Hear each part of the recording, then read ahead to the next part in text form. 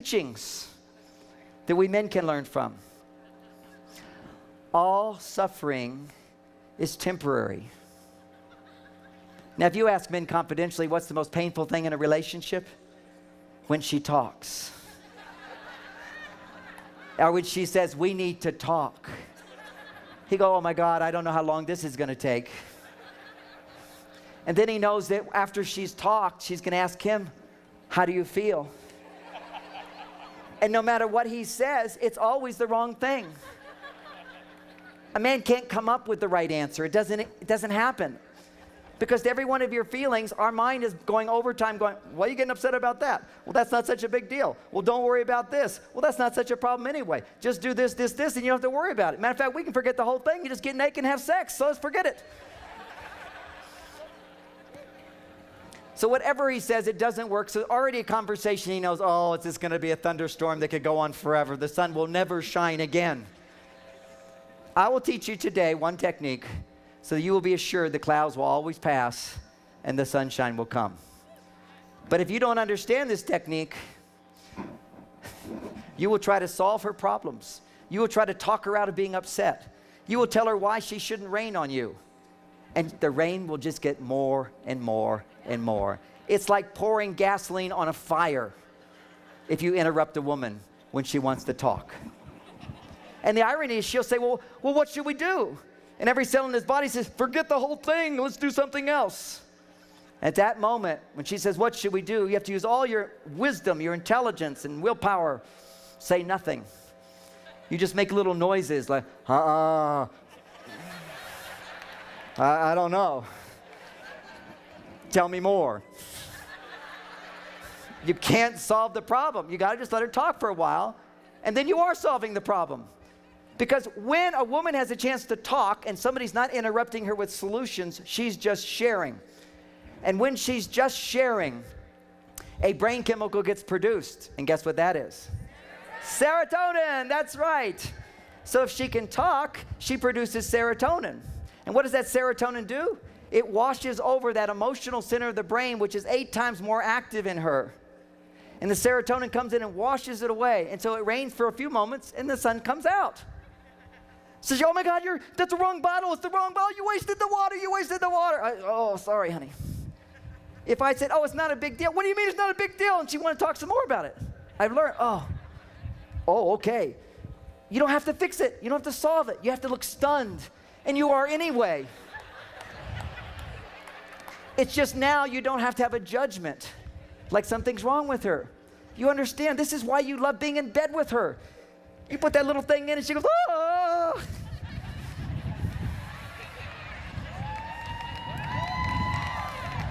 Every man needs that. Of course, women read these romance novels that say things like, my, that's a big member you have there. That doesn't work. That's conversation. That just puts a man in his head and then he can't be aroused. See, God gave men enough blood for one brain at a time.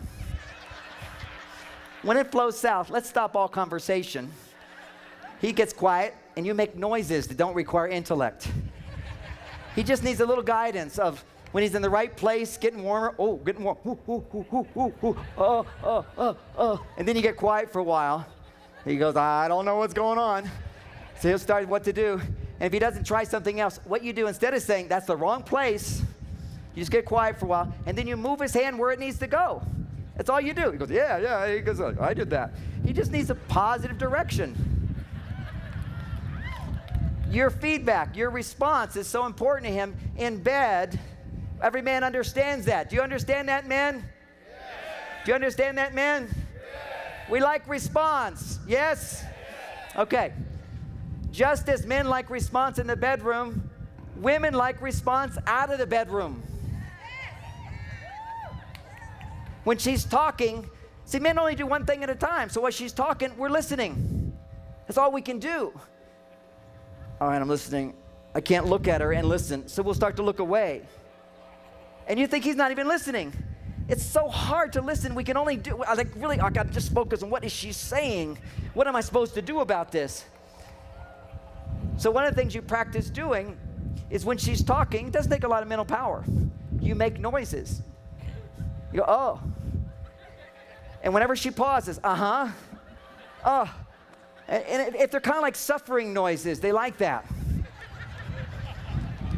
It's like the opposite. Men like to hear those happy, pleasurable sounds in the bedroom. There's a little edge there. Oh, you know, there's a movement there. But women really like to hear your movement like, oh, that's awful. That's too bad. Oh, I can't believe it. I can't believe it. And then she says, what do you mean you can't believe it? Tell me more. Just change the subject. Just move off of it. Don't explain anything. So now we're in the conversation, and by listening to her without interrupting, if she starts to feel heard, then her brain makes serotonin. Serotonin washes over the limbic system of the brain. That's in the center of the brain where the emotional centers are, and the blood flow decreases. So she has her alarm bells that go off, and then they relax again. Alarm bells go off, and they relax again. Women just have more emotion. That's how they're supposed to be. And their brains are then supposed to make serotonin to wash over it. If they don't make enough serotonin, then they feel chronically depressed, anxious, resentful, negative things, the negative emotions we don't want to have. And then they go to their doctor and they give you some medication. They won't do anything to solve the problem. The problem is you need to make serotonin. And often, even if you're sitting with a therapist or your husband's listening to you, it doesn't make enough serotonin. And why doesn't it? Because your blood sugar isn't balanced. You can't make more serotonin unless you have plenty of blood sugar. That's why you love that chocolate occasionally. Oh, give me the chocolate. It's often the sugar in the chocolate that you're craving. Although chocolate is fabulous, but often you're craving it. Craving is for that carbohydrate, for that sugar, because that will raise your blood sugar, produce serotonin, but the problem is then your blood sugar drops again. So then you run out of serotonin. So you have to learn to create serotonin without having to take sugar to bump your blood sugar. But that's why you crave those sugars in the morning. You crave carbohydrates in the morning. It gives you instant energy, makes you feel good. It's the comfort foods. All those comfort foods will raise your blood sugar, then drop it. Then when you're under stress, you can't make serotonin. And your brain says, well, how do I make serotonin? I talk. So you'll start talking about problems. And if there's nobody around, you'll start talking to yourself about problems. So you know who you are, women, and probably almost all of you. Let's just do a sampling. How many women have sometimes talked to yourself about a problem a little bit longer than you'd like to do? You know that. Just imagine what it's like for a man to listen. You already said that. But women can say something 50 different ways, moving around and around. A little bit more compassion for men here, I'll give you. Just that whole listening thing. This is real brain differences. We've got a big brain here on the stage, right here. I have to stop and see how the timer works for a moment. One thing at a time. It's going down. Now I know how much time I have left. Okay. So we've got a big brain on the stage. Men and women's brains are very similar in some ways, but we use them differently. And you can see this now under scans. So let's look at how the parts of the brain are. There's a listening part of the brain up here on the left side. Then there's a talking part of the brain right below it.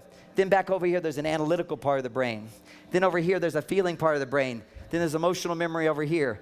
Then right up here in the front, there's something that says, is this the most important thing or not the most important thing? Kind of like the prioritizer. And then over here to the right, there's the planner of the future. So these are called gray matter, the intelligence centers in the brain. The difference between men and women's brains is we all have them, except that men have 7 times more gray matter.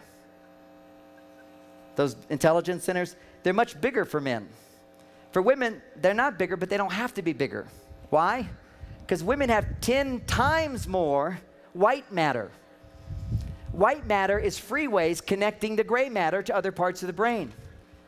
So when a man has to solve a problem, he goes to one part of the brain, works on it for a while, hoping he can do it all by himself.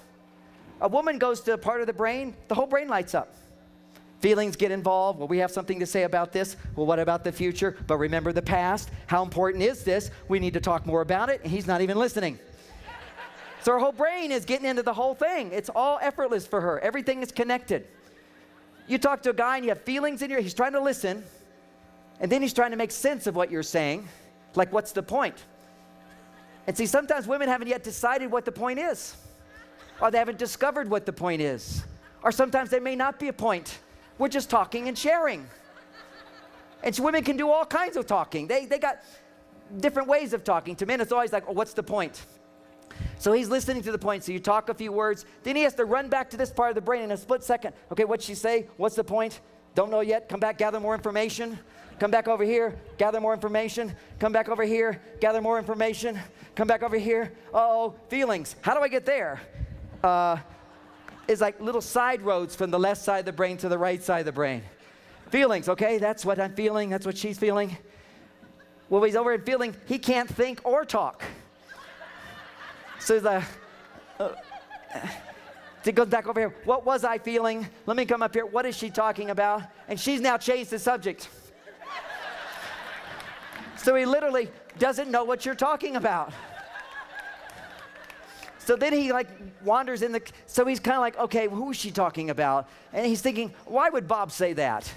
And she keeps talking, but Bob wouldn't say something like that. But okay, maybe Bob said it, you know?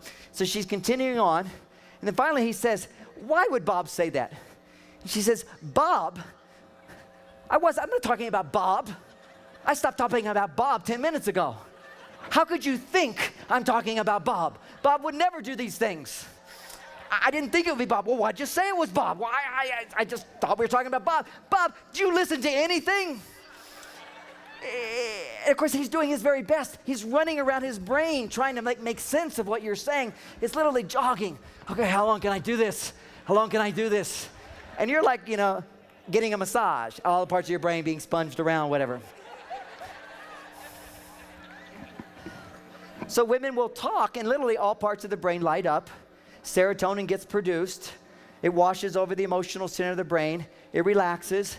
Then she suddenly has the experience of remembering all the bright things in her life. The sun is out. The rain is gone. The rain is forgotten for that moment in time. Then when stress comes up, and if her blood sugar is low, she'll start to talk to stimulate serotonin. But there's not enough blood sugar to make the serotonin. So now she's hungry. And if there's no food, then what does she do? She keeps talking. And when she keeps talking, this is what you have to know, men. She will experience, without enough blood sugar to make serotonin, she will experience temporary amnesia. And she will forget any good thing you've ever done. Everything you've ever done, washed away. How do you know she's in this state? She says like, you never talk to me. You never listen to me. We never go out anymore. You're always rushing. Work is always more important than me. You used to love me. Now you don't. And of course, what do, men? You foolishly walk right into that trap. It's literally like sticking your arm in an alligator about to chop it off. And you argue with her at those moments. You say, of course I love you. What do you mean you love me? Now she has 10 more memories of all the times she didn't feel loved. And you say, but I was on time. Remember that time I took you out on that date? It was so wonderful. She says, yeah, that date, but remember, all these other memories come up. Literally, unless she has stable blood sugar, or unless she has someone who can listen to her, she could have complete wonderful blood sugar and talk about this, but if you keep interrupting her, she can't produce the serotonin, because with the serotonin, she can now remember all the wonderful things you've done before, but she can't remember them. And men don't get this. Often men will come to me in therapy and go, wow, she used to be so positive. Now she's just so negative. She's got all these lists of everything I do wrong and how much more she does than me. See, women are born with, I call it the never-ending to-do list. How many women can relate to that? A never-ending to-do list. List is a woman's life. It goes on and on and on. They can't turn it off. It doesn't end. See, men, we have lists, but we can leave them in the office. We can watch TV and forget them. How do we forget that, by the way? A very important skill for women. I call that the cave. Every man has his cave. He's got his to-do list at work. And of course, if you're thinking about all these problems, you got to keep doing stuff, but you have to rest. You act and you rest. You act and you rest. So he's got to rejuvenate his body, rejuvenate his brain. So he comes home to his cave, and every Martian's got a cave. Some haven't found it. You got to find a cave, and you need a wife that will support you in going to your cave. Many women say, my husband's so moody and irritable and grumbly. He whines about all this stuff. I say, well, when does he go to his cave? He doesn't have a cave. I say, you need to give him a cave. Whenever he's in a bad mood, just say, I'm going out dancing with my girlfriends. Let the house be his cave. Men have to be alone for a while in order to recover. Otherwise, they become whiny and grumbly and wimpy, everything you don't want. They have no control over it. They need to know this stuff. But most guys instinctively go to their cave. And the cave has a sign on it that says, do not enter or be burned by dragon. And every man instinctively knows that. You know, if I'm with a bunch of guys and some guy's not talking, we all just ignore him. And the truth is, if we said something to him like, well, what's going on with you? We don't want to embarrass him to point out nothing's going on with him. So guys will just ignore other guys. We do it affectionately, lovingly. Women sitting at a round table all talking, one won't talk. Why does she not talk? To draw more attention to herself. No Venusians are allowed to leave until she talks. Come on, Mary, what is it? We know something's going on. She goes, oh, no, it's nothing. And of course, when women say, oh, no, it's nothing, what do they mean? It's something. And if you care enough and you have time and I'm important enough, then you'll ask me more questions. So for women, they'll like clam up and men don't know. They go, oh, hey, is something matter, honey? Oh, nothing. You think, good, I can go watch TV. I can go to my cave earlier. He goes to his cave and she goes, why is he in there? Oh, the sign. And in Venusian, that Martian phrase, it says, do not enter or be burned by dragon. In Venusian, it says, welcome, welcome, I need your help, let's talk. Come on in. So she sees him in the cave and she comes on in. What happened today, honey? What's going on? He says, nothing. But I thought, I'm going to illustrate that for you because it's such a delight for me this weekend to be at this incredible conference where Barbara DeAngelis spoke. And I don't know how many of you know, but Barbara DeAngelis and I used to be married. She's one of my first loves. And she's here, and so she's going to come up, and we're going to do a little skit for you about men in their cave.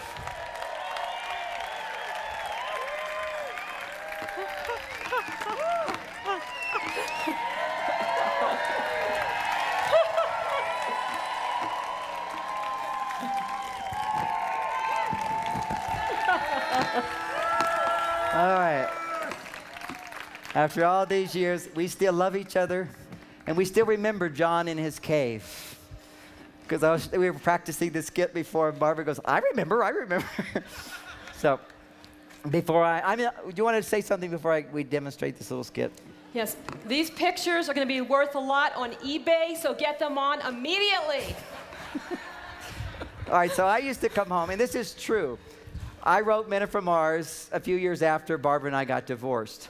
And part of how I wrote Men Are From Mars was doing soul searching for what were the mistakes in that relationship. How did we misunderstand each other? Because we had true love, we adore each other, we love each other, but we certainly didn't have certain things ironed out. And this is a scenario that used to happen all the time, which is I would be like tired, and I would like go to my cave. So I'm off in my cave. It could be sitting watching TV or reading a magazine or just lying in bed. Or meditating. One of my caves. They're all my favorite caves. So I'm sitting there reading my magazine. And Barbara comes up. Hi, honey. What are you doing? Just reading this magazine. Oh, great. Well, what's it about? Now, secretly, I have no idea what the magazine's about. But now I have to read a few lines. Nothing. Well, just reading it. Is something wrong? You're kind of acting funny. No. No, something's wrong. I know something's wrong. You're looking at me strange. I mean, I came up, and I'm here, and I was being very sweet, but you had this kind of weird look on your face. I do feel kind of stupid.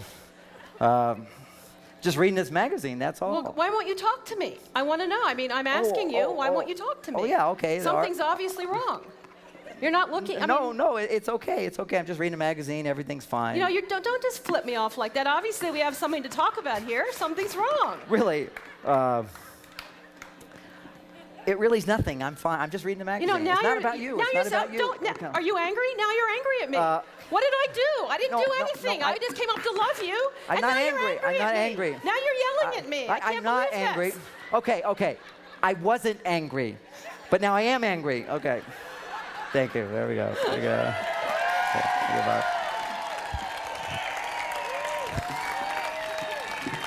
now, I'm gonna say this in case you want to make a comment. I wouldn't want to have the last word. I learned that with Barbara. She usually likes the last word. She does. She's brilliant. She has lots to say. I've learned to listen. But do you remember, one of my most important concepts in that book, it took me a long time to figure it out, but I still remember the moment when I realized it. And when Barbara would be so invasive into my cave, and usually it would happen at 12 o'clock at night. And I had this rule that I don't have with my wife, Bonnie. And the rule was, Barbara, I will listen to you any time of the day, but after 12, you remember that? After 12 o'clock, I just have to sleep. No more talking. Anyway, a little alarm clock would go off in Barbara, and at 12 o'clock, we'd have this conversation. And we had the conversation at other times too, but when it was after 12 o'clock, then my reaction was, I'm going in the other room. Remember the other room?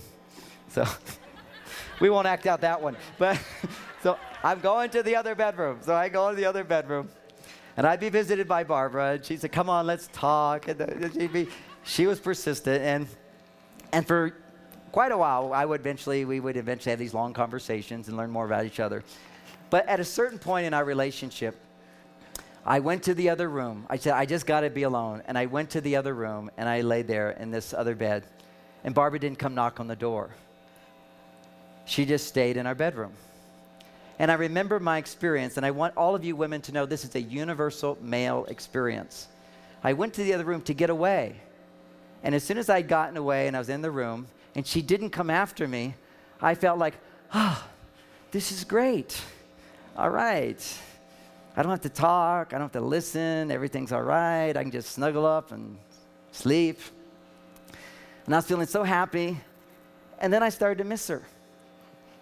I literally started going, well, gee, I don't want to be alone in the bedroom. And I got up, and I went back into the room. And her face literally turned white of shock, because she thought if she didn't go after me, then I would think she didn't love me. That's right. So she was so you remember that? Yes. So now the real reason. This last word here. The real reason that women, we could just do this separately and you could all come, and that's a whole different seminar. The real reason women suddenly love to talk late at night, I discovered after we separated, was because men run out of words at a certain time. Absolutely. At a certain time. And that's when our words are just building up. And so when we're really ready to just have that conversation, he's done. I'm done. He's done. And I have learned over the years now that in the morning is a much better time to talk. We've learned a lot from each other. And I just want to say, John and I we've not spent more than about 2 minutes together in 25 years. And at the seminar of the century, there was the reunion of the century. And the healing of the century. And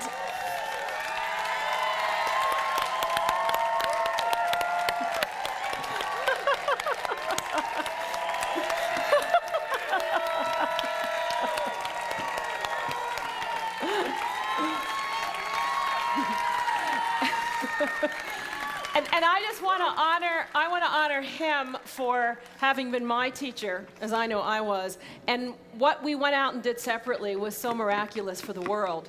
And it seems so appropriate in this environment with all of you, with Harv's blessing, that we came back together in such an ecstatic way. Yes. So thank you. Thank you, Barbara. Namaste. Thank you. Thank you, Harv.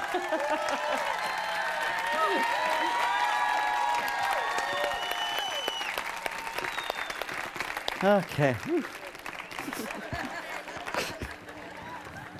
I don't know. I learned that women do that when they all guys don't. Do I have water, though? Guys get thirsty. Oh, thank you very much. Thank you very much. Okay, little thing about water is that when you keep water up in bottles, what happens is the molecules in the bottles in the water clump together, and then often it's hard for your body to assimilate it. So ideally what you want to get is an alkalizer or a microprocessor or a reduced water generator in your home. Korea's coming out with them. There's American brands. The American brand I have is called a Jupiter. They're very cool. They're alkalizers, but more importantly, they break down the molecules back to the way they were in nature. Because when water goes through a pipe for many, many hours, or even for 100 yards, the molecules clump together. And when they stay in a bottle, they clump together. So there's some waters that say they're microprocessed or microclustered. Those are the ones you want to go with. But if you don't have one that's microclustered, you can just shake it up. Just shake up your bottle, and that will do it. Matter of fact, we're going to do a little exercise right now, which is, I'm all about, see, I made a transition. I see the whole, just shaking those bottles, shaking that bottle. I always imagine it's like sex, just shake him up and he's done. Okay.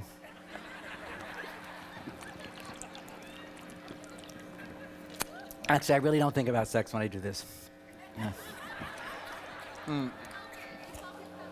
But you can taste the difference in most waters if you shake them up first.